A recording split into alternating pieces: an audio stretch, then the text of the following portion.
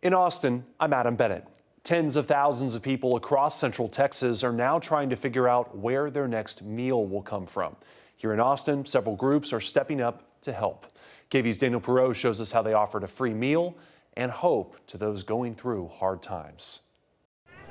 This is the 6th plate with water. They came by the hundreds. It's a lot of hurt. Local leaders say in Travis County, more than 87,000 people are now without SNAP benefits. It's another layer of pain for those without a paycheck. But I can only imagine not being able to feed my children. I can only imagine not being able to eat enough to get enough. I can only imagine to be furloughed. With so much hurt, Christina Mohammed with 10,000 Fearless First Responders says she couldn't sit and do nothing. So she started making calls, recruiting other groups, organizations, and restaurants. A community working together to prepare and pass out more than 1,000 plates of barbecue. When we know that it's rough for everybody because everybody's feeling it, and this is a time where we're removing our ego and we're coming together to service, that's the community. Organizers say there was so much demand and the car line was so long before the event even started, they had to start serving meals 30 minutes early. We don't understand, this is not even a tip of it. There's so many people that want to eat. For Robert Taylor, it's a blessing. I'm very thankful for this food. It's been tough since he was recently laid off. Y'all get depressed sometimes, you know what I'm saying? Know where the money's coming from, you know, gotta pay the bills. For Taylor, it's not just a plate of food or a helping hand. It's a breath of fresh air. Everybody going through something, you know what I'm saying? But look at the positive, and this is the positive. A community uniting to help those in need, ensuring they all have a meal. It makes me feel wonderful because I know about keeping hope alive. Hope shining through as the government shutdown drags on. Daniel Perot, KVUE News, Austin. Mohammed says they are working with several local churches. They want to serve meals several days a week as long as the government shutdown lasts. Well, people in Austin could pick up groceries and get resources at Northeast Early College High School. More than 170 vendors took part in the 20th annual Hopefest fair. Offered everything from flu shots and haircuts to clothing and a job fair. Organizers also gave out about 600 bags of canned goods and non-perishable items. With SNAP benefits now paused, they ordered extra groceries from the Central Texas Food Bank. Jose Carrasco with Austin Voices says families started lining up hours before the food drive began. It's one thing just to give the food, it's another thing to give that information so that way they know where to go next. Because, you know, the food bank that we have, it's going to last them a couple of days, but we also want them to know what's next. And there is another food drive planned for Tuesday at Nelson Field that'll run from 5 to 7 p.m. As the holiday season approaches, some people worry it might get tough to fly anywhere. KVUE's Jessica Cha spoke to one travel expert who shares survival tips before you take off. Shelly Gusky is a frequent flyer. At least every 2 to 3 months for sure. But she's not jet setting off to her next vacation. It's to see her mom. She's got dementia and she can't be alone for more than, say, an hour at a time. So my biggest concern is just not getting to my mom in time. I don't know what I would do. A concern that's growing among other flyers as the government shutdown drags on.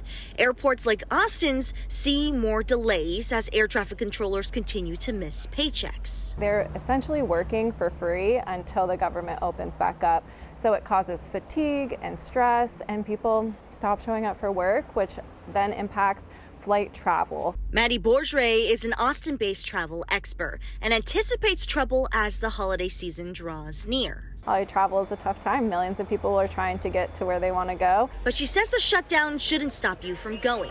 Just plan ahead. Like when it comes to buying flights, I would recommend travel and trip insurance. It could protect you if there are significant delays, and you could get your money back on those airlines, trips, flights, and any accommodations. If you can, she says, spend the extra money to book a direct flight. If you have to have a layover, make sure you have buffer time in case your previous flight gets delayed. As for navigating the airport, keep an eye on delays and cancellations. I start looking at that a day or two before to really understand what I might be up against and how early I need to arrive to make sure I can get through those security lines. In the meantime, flyers like Gusky hope it's resolved soon. Please, please, please just do something about this, because some of us rely heavily on the airlines, and it's not like we can just get in a car and drive from Texas to California. That's not realistic. So the shutdown doesn't shut down her travel plans. Another recommendation, getting to the airport at least 2 hours early. Well, school administrators in one fast-growing Central Texas city are taking steps to create affordable homes for staff. Could help teachers achieve their dreams of being homeowners. KVUE's Kelsey Sanchez explains how it would work. I don't know how I could afford a house at this point, but there's always that little bit of hope that something's going to change. Elena Wazel is a band director at Lockhart Junior High and says her commute from South Austin takes her roughly 45 minutes every day. There have been times where it's like, I don't know if I can make this commute anymore. But she's in luck. Come next year, this plot of land is set to be filled with homes, mostly catering to teachers. Lockhart ISD teamed up with the Red Oak Development to launch Teach, a program helping local educators become homeowners. A goal of ours has always been to provide opportunities for teachers to live within the district. We're trying to help them get into a house that they can afford. And these price points in this community will range from anything in the upper twos all the way to $1 million. So there should be a variety of options for them to be able to buy a home here. The mixed-use community will be known as Moxie. Over 400 homes are set to open their doors next year as part of Phase 1. The overall goal is to build 2,500 homes. Right behind those trees right there. Superintendent Mark Estrada says this land will also be used for a new middle school that will open in 2027. Lockhart ISD signed off on a roughly $90 million bond to construct the campus and relieve overcrowding. The plan is to have the middle school past those trees back there and have the community just neighboring it. Estrada says 75% of teachers live outside Lockhart, and they're hoping to change that. A change Lockhart Junior High band director Juliana Reese welcomes. It would be great to have my own stuff again and my own space and not have to drive 45, 50 minutes every day to do it. Red Oak donated the land and will help with the infrastructure of the homes and school. Teachers who apply will have to be eligible. While the district works out those details, Wazel is excited her dream of owning a home isn't completely off the table. Just making life a lot easier. It kind of makes all the stress of everything better. In Lockhart, Kelsey Sanchez, KVUE News. Red Oak leaders say there are also plans to open a new elementary school through Phase 3 in 2028. For more information about this program, you can head to kvue.com. Those are the headlines in Austin. I'm Adam Bennett.